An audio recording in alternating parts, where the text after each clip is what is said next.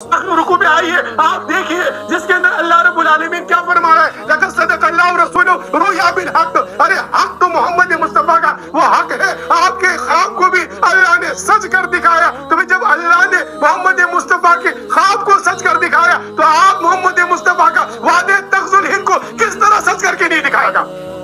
حضور نبی کریم صلی اللہ علیہ وسلم کو وعدے تغز الہند ہے، قرآن گواہ اس چیز کا، لَقَدْ صَدَقَ اللَّهُ رَسُولَهُ، اللہ نے اس رسول کے، وہ کون سا رسول ہے؟ آگے اس کے تشریح علیہ لیزر والدین وَكُلِّ كَفَى بِاللَّهِ شَهِيدًا کے بعد آپ اٹھا کے دیکھیے قرآن کو۔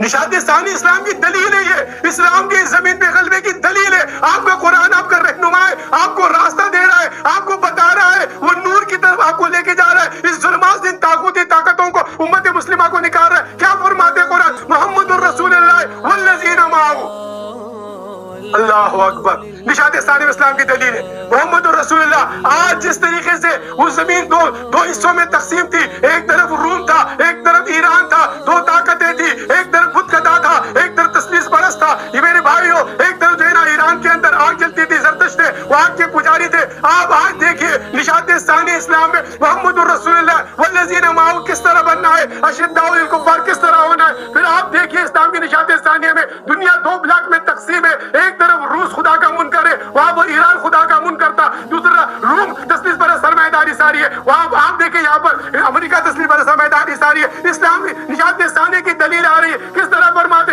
آج جس طریقے سے امت مسلمہ تقسیم ہے، اسی طریقے سے عرب تقسیم تھے، عرب کی تقسیم کو کس طرح ختم کیا؟ محمد الرسول اللہ والذین معہ، کعبے کی بتوں کو گرایا، اشداء علی الکفار کیا، آپس میں ایک کیا، وہ حلقہ یارا برے شم کی طرح کس طرح ایک کیا۔ آج اسلام کی نشاط ثانیہ میں آپ کو یہ قرآن کی صرف اس ایک صورت میں درخواست ہے آپ کو تمام امت مسلمہ سے کہ صرف اس آخری رکوع کو تھوڑا سا اس موجودہ حالات کے تناظر میں دیکھیے، آپ کو حضور نبی کریم صلی اللہ علیہ وسلم کی عقیدہ ختم نبوت میں اسلام کی نشاط ثانیہ کی وہ دلیل سامنے آ جائے گی۔